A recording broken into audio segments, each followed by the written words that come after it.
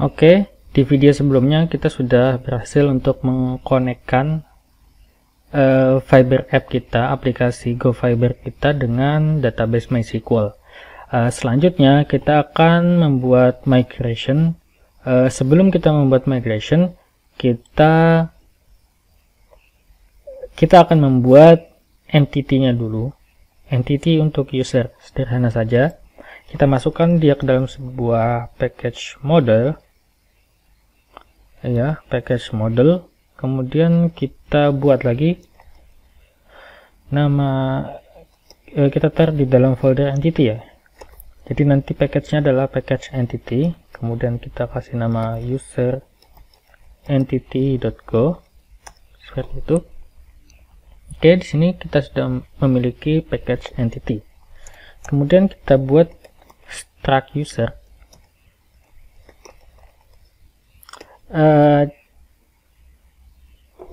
Atau bisa kita kasih user saja seperti ini, atau teman-teman bisa kasih nama user entity misalkan seperti itu. Di sini akan saya gunakan user saja. Kemudian untuk field-nya kita kasih nama name. Setelah name, tipe datanya adalah string. Setelah string kita kasih nama tag JSON name ya.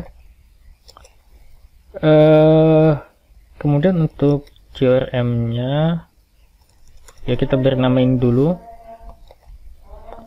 name. Setelah name mungkin nanti ada address, katakanlah. Oke, untuk JSON nya juga address. Setelah address nanti kita akan tambahkan, katakan font, tipenya juga sama string. Kita ganti di sini font. Mungkin nanti ada email, kita buat email dulu, sama email ya. Coba kita lihat dokumentasi untuk CRM nya, kita lihat di bagian declaration models. Nah, kita bisa tambahkan ID, pastinya di dalam field database atau tabel kita membutuhkan kolom ID untuk identifiernya. Kemudian kita juga butuh created at dan updated at. Hanya saja jika di CRM ini kita bisa melakukannya menggunakan CRM model. Itu sama halnya dengan kita membuat ID, created at, updated at, dan deleted at ini. Nah, ini kita dipermudah tanpa harus menuliskan seperti ini, kita dibuatkan yang seperti ini. Itu sama saja jika kita menulis manual seperti ini. Namun jika kita menggunakan ini, kita akan dibuatkan seperti ini. Jadi kita tidak bisa mengcustom JSON-nya. Jadi JSON-nya akan default mengikuti bawaan golangnya.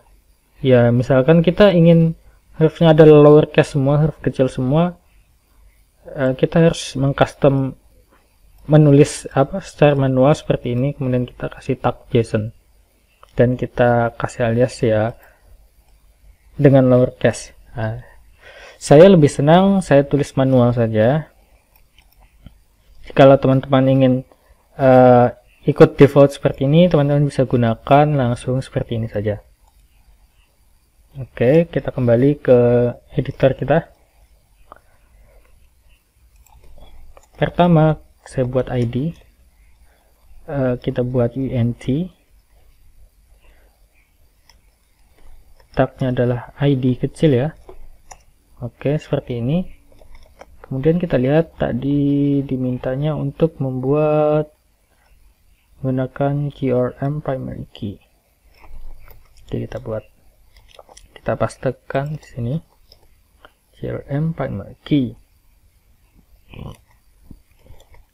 Sama halnya dengan created at, updated at, dan deleted at. Nah, hanya saja di sini kita tambahkan lagi satu hal yang beda, JSON created at. Nah, yang kecil ya, dengan underscore sama halnya dengan updated add. Kemudian di bagian delete add, mungkin saya kasih juga, walaupun sebenarnya itu tidak akan ditampilkan. Kenapa ada deleted add? Karena bawaan default dari GORM, dia tidak akan mendelete atau menghapus row dari tabel. Hanya saja ketika kita melakukan delete, jika menggunakan ORM ini, dia akan mengisi atau deleted add-nya akan diisi. Jadi tidak bernilai nol lagi, tetapi row-nya tetap masih ada. Nanti akan kita lihat ke depannya. Oke, ini sudah. Mungkin teman-teman bisa tambahkan misalkan di sini seperti halnya ini not null atau apa. Kita akan ikuti yang sederhana dulu seperti itu saja. Seperti ini ya. Kemudian kita buat di sini, biasanya saya membuat folder migration dengan file migration juga.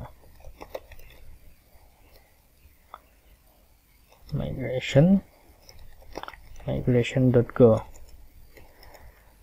Oke, seperti itu. Kemudian kita buat sebuah function, katakanlah run migration, di mana di sini kita akan memanggil database-nya. Sebenarnya di GORM ini sudah ada auto migrate ya. Kita cek di bagian mana?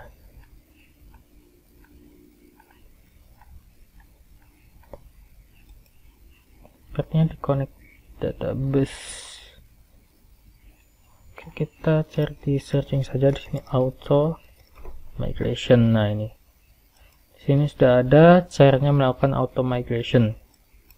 Nah, jadi kita jalankan db auto migrate, kemudian kita akses, kita reference ke struct usernya atau ke entity usernya, kita panggil. Kita bisa menuliskan seperti ini, katakanlah kita panggil database db, yang mana db ini adalah variabel ini ya. Sebelumnya kan kita assign dulu di si variabel db ini dengan isi dari koneksi database menggunakan GORM open ini. Setelah itu kita jalankan auto migrate. Nah, di sini kita panggil si entity usernya. Kita panggil entity. Sebelumnya kita menggunakan pointer atau apa, tanda dan ini ya, reference ke struct entity-nya. Entity user. Oke, sudah muncul. Nah, ini kata-kata ini untuk satu kita akan migrate satu model atau satu entity. Jadi kalau teman-teman ada lebih dari satu entity, katakanlah misalkan di sini ada book ya, kita bisa melakukannya di samping seperti ini, book. Nah, atau bisa juga panggil ulang seperti ini. Nah, ya bebas teman-teman mau milih yang seperti apa. Saya sarankan sih seperti ini saja, atau misalkan ya seperti ini, ya suka-suka sih sebenarnya. Coba kita lihat di sini auto migrate itu mengembalikan apa sih? Dia mengembalikan tipe data error. Maka kita akan passing dia ke dalam, kita masukkan dia ke dalam sebuah variabel error ya. Lalu kita cek if error tidak sama dengan nil. If error tidak sama dengan nil ya, maka kita akan log println, atau bisa katakan log fatal, tapi biasanya saya gunakan log println. Kita log println, errornya itu apa, kita akan tampilkan. Jika tidak ada error, maka kita panggil fmt println, atau kita tampilkan bahwasanya ada informasi database migrated gitu ya. Kemudian kita jalankan run migration-nya setelah melakukan koneksi ke database. Kita jalankan di sini run migration. Oke, kita save. Kemudian kita cek di database apakah sudah muncul. Pastinya di sini belum ada ya datanya. Kita refresh untuk memastikan. Di sini belum ada table user. Oleh karena itu, mari kita jalankan terlebih dahulu. Kita running dulu.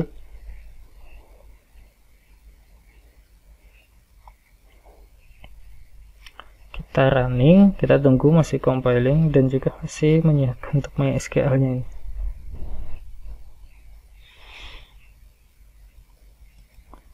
Oke, IDE-nya sedikit nge-lag ya.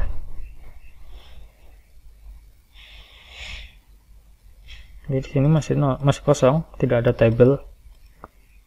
Kita tunggu hingga compilingnya selesai. Nanti kita lihat di sini. Kita lihat untuk migrate-nya apakah muncul atau tidak. Kita tunggu hingga selesai. Mungkin sebentar lagi.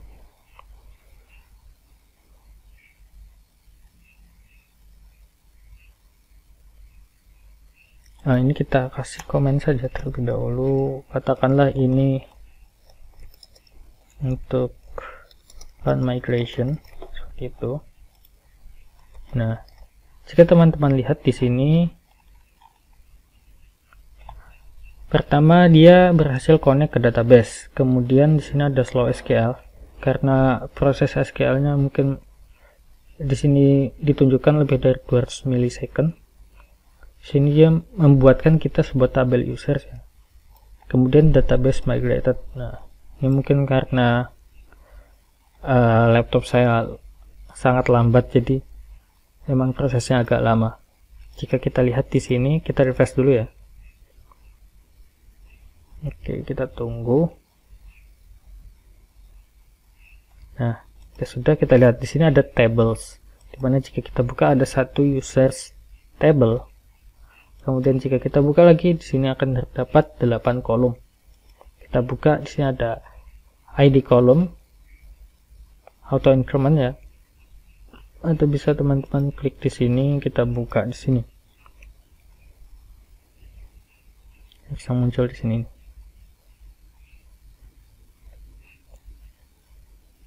Oke, berhasil kita buka, kita dapatkan. Di sini ada kolom ID, kolom name, email, address, phone, created add, updated add, dan deleted add. Dimana deleted add ini adalah sebuah indeks. Oke, kita berhasil untuk melakukan migration di video ini. Selanjutnya kita akan mencoba untuk read data dari database. Mungkin sekian, semoga bermanfaat. Sampai jumpa di video selanjutnya.